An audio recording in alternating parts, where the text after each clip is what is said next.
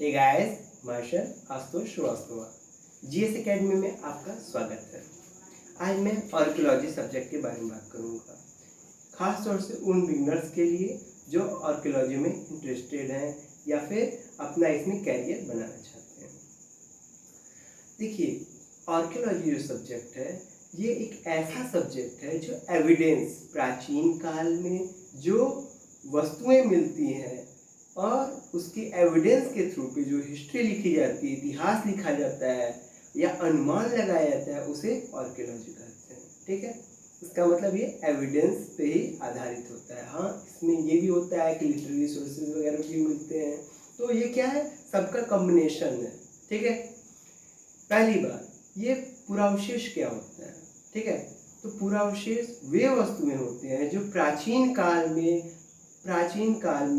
हमारे पूर्वजों द्वारा यूज किए गए वस्तु, जैसे कि हैंडेक्स हुआ, क्लेवर हुआ। आपको सिंपल भाषा में बात करें, जैसे ये मोबाइल मेरे हाथ में है, आज से 1000 साल बाद हो सकता है जो आर्कियोलॉजिस्ट हो वो न जानता हो इस मोबाइल के बारे में, तो उसे एक सामग्री लगेगी, ये पूरा अवशेष हो गया। चाहे कोई भी चीज़ हो जो मेरे द्वारा उन 1000 साल बाद मिलेगा, मैं मिलूंगा या फिर कुछ भी मिलेगा, मेरा सामान मिलेगा, तो क्या होगा, ये पूरा अवशेष हो गया। Is that clear? ठीक, तो ये मकान भी क्या हो गया, ठीक है, पूरा अवशेष में ही सब गिनती होगी। इसके ईंट, ये जो टेबल अगर मिलेगा नहीं, क्योंकि ये लकड़ी का है, जो भी स्टेबलाइज उसमें तक सर्वाइव कर पाएगा वस्तु, वो क्या होगा, ठीक है, वो पूरा अवशेष कहलाएगा। ठीक है, तो जब देखते हैं कि मनुष्य जब 2 पैरों पे खड़े होकर चलने लगा और पशुओं को, क्योंकि पशु उसमें तेज रफ्तार में भागने वाले थे, ठीक है, बड़े थे, तो वो बड़े बड़े पत्थरों से, जो कि हमारे पहाड़ आप देखे होंगे, पहाड़ पर से जो हमें चट्टानें जो नीचे गिरती हैं और वो नदी में जाती हैं और रोटेट होके वो चिकने हो जाते हैं, तो उसको हम लोग आर्कियोलॉजी में पेबल कहते हैं। ठीक है, उसी को उठा के वो मारते थे बड़े बड़े पत्थरों से, तो वो मृत हो जाते थे और ये अपना पेट भर पाते थे। ठीक है, क्योंकि उसमें ये लोग खाना बदोश जाती थी, जहाँ खाना नहीं मिलता था वहाँ ये जाते थे। ठीक है, बड़े बड़े शिकार करने के लिए लोग ग्रुप में चलते थे। ठीक है, तो मनुष्य एक सोशल एनिमल है, ठीक है, तो इसलिए ग्रुप में रहता था हमेशा। और हम जब देखेंगे कि मध्य पाषाण काल में क्या हुआ, नदियाँ बहने लगी बढ़िया सा, तो उसमें छोटे छोटे जानवर आके पानी पीने के आते थे। तो यहाँ छोटे छोटे हथियारों का मतलब कि पाषाण उपकरण तो प्रयोग हो रहे हैं, लेकिन छोटे छोटे नव पाषाण में आप देखोगे गाँव वगैरह बस गए हैं। और मृदभांड वगैरह, मृदभांड आप पूछोगे मृदभांड क्या होता है, तो मृदभांड ये मिट्टी के घड़े जैसे हुए, तसले हुए, जैसे हमारा आज बर्तन है उस तरह उस समय का मृदभांड। ठीक है, आज भी आप पूर्वा देखे होंगे, उस जस्ट लाइक, बस आपको ज़्यादा नहीं लेंगे, इंट्रोड्यूस कराना है मुझे आर्कियोलॉजी से आपको। ठीक है, तो उस तरह के वस्तुएं मिलने लगे थे। ठीक है, फिर आप देखोगे कि नवपाषाण काल में मतलब कि खेती होने लगी थी। अच्छा, एक चीज़ बताइए, जब खेती होती है तो 6 महीने 7 महीने का लंबा टाइम पीरियड होता है। अभी तक क्या थे, ये लोग थे खाना बदोश थे, एक स्थान पे खाना जो भी मिला भोजन, उसी के लिए, बस भोजन के लिए लोग चलते थे, जंगल भटकते थे। ठीक है, लेकिन अब क्या हो गया कि ये स्टेबलाइज हो गए। इनको क्या हुआ कि जब इन्हें पता चला कि खेती इतने टाइम पीरियड ले रहा है, तो इन्हें एक जगह रुकना होगा। अब थोड़े मोड़े लोग तो खेती के लिए चाहिए नहीं होते हैं, तो ज़्यादा से ज़्यादा लोग चाहिए होते हैं, तो एक जगह जब इकट्ठा हुआ तो ग्रामीण बन गया, मतलब वो ग्रामीण संस्कृति में कन्वर्ट होने लगे। देखिएगा, अब ये खाना बदोश से क्या हो गया, ग्रामीण संस्कृति में आ गया। अब इनके पास चूल्हा होता था, दफना। देखिए, मनुष्य प्रारंभ से ही अपने पूर्वजों को या अपने वंशजों को दफनाने या दाह संस्कार में रखने में विश्वास करता था। कुछ जगहों पे आप देखेंगे तो पहले मनुष्य का जो कि मृत शरीर है उसको जानवरों के लिए छोड़ दिया जाता था। जब जानवर उसको खा लेते थे तो उसको एक मृदभांड में भर के उसको दफना दिया जाता था। ठीक है, इस तरह से आपको देखना, मतलब क्या, अपने पूर्वजों के प्रति वो लोग सहानुभूति, एक डर का भाव रखते थे। ठीक है, और उनको जो पसंद था उनके कब्र के अंदर उसको उस पसंदीदा चीज़ को रखते थे। जैसे कि आपको बड़वाली घर में भी मिल जाएगा। ठीक है, तो वहाँ पे देखेंगे आपकी क्या कब्र के अंदर क्या रखा हुआ है, कुत्ता रखा हुआ है, और भी जो कि स्त्री रखी युगल समाधान मिल जाएगा आपको उनके अच्छे अच्छे हैंडेक्स मिल जाएंगे, भेदक मिल जाएंगे, मनके मिल जाएंगे, मतलब उनकी पसंदीदा चीज़ को। ठीक है, तो इस तरह से हम लोग समझ गए। अब बात आता है कि ये लोग इस तरह से अपने निर्माण शैली में आ गए। फिर इसके बाद देखेंगे इंडस वैली सिविलाइजेशन हमारा। देखिए अभी तक ये लोग कितने खानाबदोश थे, धीरे धीरे ग्रामीण बन गए। अब ग्रामीण से क्या हुआ, इंडस वैली सिविलाइजेशन में आ गई। इंडस वैली सिविलाइजेशन जो कि सैधव सभ्यता है, जो कि विश्वविख्यात है, ठीक है। इससे पहले मेरा प्राक सैधव सभ्यता आया, मतलब ग्रामीण संस्कृति ही है, लेकिन इसमें कच्ची ईंटों का प्रयोग हल्का हल्का होने लगा। कहाँ कहाँ पे भैया, अफगानिस्तान, बलूचिस्तान, ठीक है, और उत्तरी राजस्थान साइड में, ठीक है। इसके बाद हम देखते हैं कि सिंधु घाटी सभ्यता में विशेषताएं क्या, थोड़ा मोड़ा उसको मैं इंट्रोड्यूस आपको कराऊंगा कि इनकी नालियाँ क्या होती थी। इनकी नालियाँ बहुत अच्छी होती थी, उसमें चैम्बर होते थे जिससे वो मल को साफ कर सके। इनकी रोड ग्रिड की तरह होती थी, 90 डिग्री करती थी। इनके घर की जो कि खिड़कियाँ और इनके दरवाजे होते थे वो गली के पीछे साइड खुलते थे। शायद उसका ये भी कारण हो कि ये लोग पर्यावरण से अपने आप को अच्छा रखने के लिए, मतलब प्रदूषण से बचने के लिए ऐसा करते रहे होंगे। और ये पश्चिमी और पूर्वी साइड में, मतलब एक तरफ किले टाइप का बना रहता था, एक तरफ सामान्य नागरिकों के लिए घर बना होता था। इनके चारों ओर अच्छा प्राचीरें होती थी, ठीक है। इनके घर में आंगन होता था और बाथरूम भी होता था, सोखता पैड जिसको कह सकते हैं कि मतलब डस्टबिन टाइप का भी होता था। और ये लोग नालियाँ तो अवश्य होता था, ठीक है। पक्की ईंटों के मकान यहाँ पे मिले हुए बहुत अच्छे से, ठीक है। इसके बाद 2 मंजिला 3 मंजिला मकान भी हमको मिल जाते हैं। इस तरह से हम देखते हैं कि इंडस वैली सिविलाइजेशन बहुत ज़्यादा अच्छा। आपको एक और चीज़ बता दूँ कि इंडस वैली सिविलाइजेशन जो है, सिंधु घाटी सभ्यता जिसको सैधव घाटी सभ्यता कहते हैं, वो मातृसत्तात्मक है। आपको मोहनजोदड़ो से मिल जाएंगे बड़े बड़े स्नानागार, अन्नागार वगैरह मिल जाएंगे। आपको कांस्य केसरी की मूर्ति मिली हुई है, योगी की मूर्ति मिली है मोहनजोदड़ो से, ठीक है। और राखल दास बनर्जी ने मोहनजोदड़ो की खोज की थी, ठीक है, 1922 में। 1921 में हड़प्पा का खोज किए थे, ठीक है। तो इस तरह से आप देखेंगे दयाराम साहनी के निर्देशन में हुआ था, ठीक है। इसके बाद आप देखेंगे जॉन मार्शल उसके निर्देशक थे। तो इस तरह हम देखते चलते हैं कि किस तरह से इंडस वैली सिविलाइजेशन, वैदिक सभ्यता आता है, ये ग्रामीण सभ्यता है, ठीक है। तो ग्रामीण सभ्यता जो है, और इसमें क्या देखेंगे हम लोग, पितृसत्तात्मक है, मतलब पिता को ही वरीयता दी जाती है। उसमें क्या इंडस वैली सिविलाइजेशन में क्या था, माता को वरीयता दी जाती थी, ठीक है।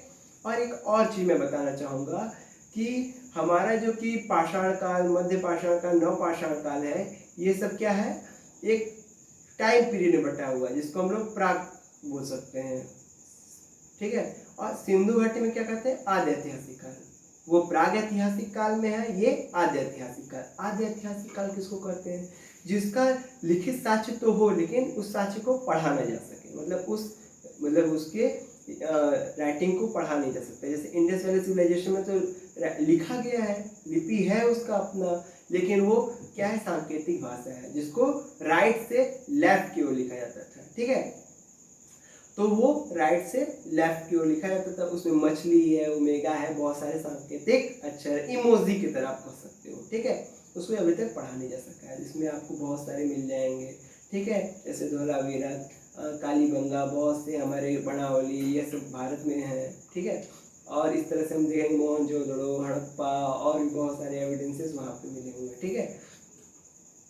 इसके बाद हम देखते हैं, इसके तो सुरकोटदा तक गए हैं, ठीक है, सुरकोटदा, मांडव, ठीक है, मांडा चला गया है, इधर आपका दामामाद वगैरह, ठीक है, इसी का है सब।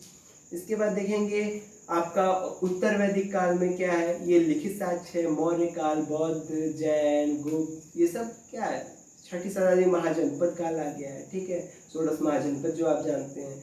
इस तरह से देखेंगे आपकी एक हिस्ट्री पूरी किस पे, एविडेंस के थ्रू पे होती है। अब देखिए कुछ इंपॉर्टेंट चीज मैं बताने जा रहा हूँ आपको। उत्खनन क्या होता है आर्कियोलॉजी में, ठीक है। जैसे ये घर है, ये 300 साल बाद, 400 साल बाद ढह जाएगा।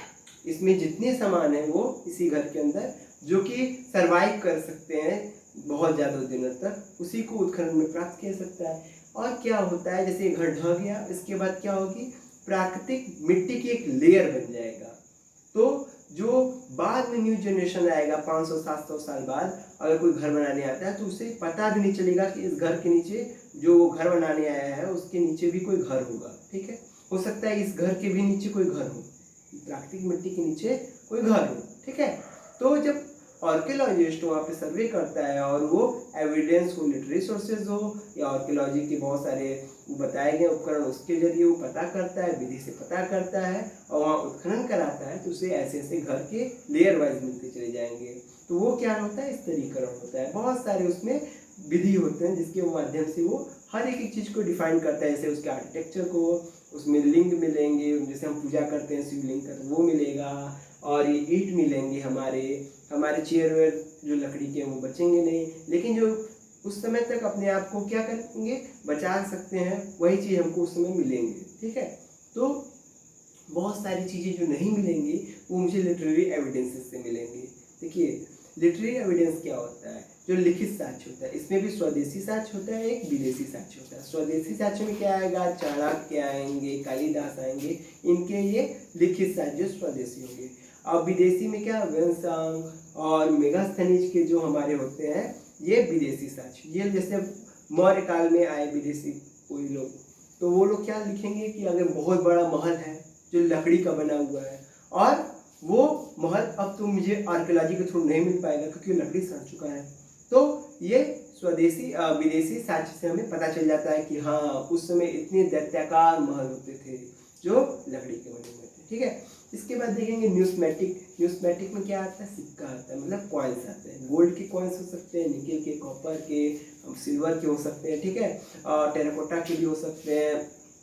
ठीक है, तो कॉइन्स में हमें क्या पता चलता है, इसकी राजनीतिक, आर्थिक, सामाजिक सभी चीज़ की, क्योंकि उसमें ग्रेन होता है, तो ग्रेन से भी हम समझ सकते हैं कि किस कालक्रम का है। अगर अच्छे सोने का बना हुआ है, अच्छे ग्रेन का बना हुआ है, तो हम ये जान सकते हैं कि वो व्यापार किसी एक क्षेत्र विशेष से होता रहा होगा जहाँ की उतने ग्रेन की सोने की या फिर चांदी की सिक्कों की जरूरत होती रही होगी। ठीक है, जैसे कि हम लोग रोम की टाइमिंग में देख लेते हैं, जब व्यापार होता था भारत का, तो वहाँ पे बहुत अच्छे ग्रेन के सोने के सिक्के भारत में चल रहे थे। ठीक है, खास तौर से हमारे व्यापारिक संपर्क मार्ग को ये दर्शाता है, हमारे राजा के स्ट्रांगनेस, उसके एरिया के बारे में, क्योंकि उस पर चित्रकारी की गई होती थी, उनके बहुत सारी उपाधियाँ दी गई रहती थे, जैसे योधेना भागवत स्वामिनो ब्राह्मण से धर्म। तो योधे जो थे ये इनका युद्ध ही आजीविका था बताया जाता है, मतलब ये बहादुर थे। तो मतलब पूरी इनकी जानकारी शक संवत अगर है उससे पता चल जाएगा कि ये लोग किस टाइम पीरियड के हैं। ठीक है, अगर वो यूनानी के हैं तो उसमें हेराक्लीज और उनके भगवान लोग बने होंगे, अगर भारतीय हैं तो उनके हम लोग के भगवान बने होंगे, लक्ष्मी जी, दुर्गा जी, और भी भगवान लोग बने होंगे, इंद्रदेव। ठीक है, तो इस तरह से हम देखते हैं कि पूरी एविडेंस मिल जाता है हमको। इसके बाद आता है हमारा अभिलेख, इंस्क्रिप्शन। इंस्क्रिप्शन देखिए बहुत अच्छा एविडेंस माना जाता है, क्योंकि अगर जैसे कि आप देखेंगे कि हमारे ही आज जो कि हमारा सड़क मार्ग होता है उस पर विधायक जी का नाम रहता है, इंजीनियर साहब का नाम होता है, किस टाइम पीरियड में बनवाया गया ये लिखा होता है। ठीक है, तो इस तरह से आप देखोगे तो जब राजाओं के समय में जाओगे तो उसमें प्रशस्तियाँ हो गई थी, और कभी कभी मतलब राजाओं के बारे में बढ़ा चढ़ा कर भी लिखा गया होता था, और जो उस समय सिचुएशन हो रहा है तो वो लिखा जाता था। और ये सब क्या है, अभिलेख आपको बता रहे हैं कि किस तरह से ये राजा के बारे में, जो हम अगर ब्राह्मी स्क्रिप्ट आता है तो राजा के बारे में हम सही सही चीज जान सकते हैं। क्योंकि अभी मैं अगर इस मोबाइल को देखूं तो एक अनुमान 1000 साल बाद अनुमान ही लगाया जा सकता है कि ये फोन करने के लिए काम में आता होगा, लेकिन अगर मैं इस समय लिख दूं कि ये फोन करने के काम आता है और उस बंदे को 1000 साल बाद उस मेरी भाषा पढ़नी आती हो तो वो तो सीधा समझ जाएगा कि ये फोन के लिए यूज होता था, भले इसमें चल नहीं रहा है। ठीक है, तो इसलिए इपिग्राफी और जो कि हमारा अभिलेख है, इंस्क्रिप्शन है, बहुत ज़्यादा इंपॉर्टेंट हो जाता है, खासतौर से हमारे इंडिया में ब्राह्मी लिपि। ठीक है, जो अशोकन ब्राह्मी लिपि है, मौर्यन ब्राह्मी लिपि है, ठीक है, कुषाणन ब्राह्मी लिपि, बहुत सारे टाइम पीरियड के हमारे ब्राह्मी लिपि जब डेवलप होके दिखाई देती है हमें। ठीक है, अगर मेरा आपको वीडियो अच्छा लगा तो प्लीज़ लाइक एंड शेयर कर दीजिएगा एंड सब्सक्राइब कर लीजिएगा। जय हिंद, जय भारत।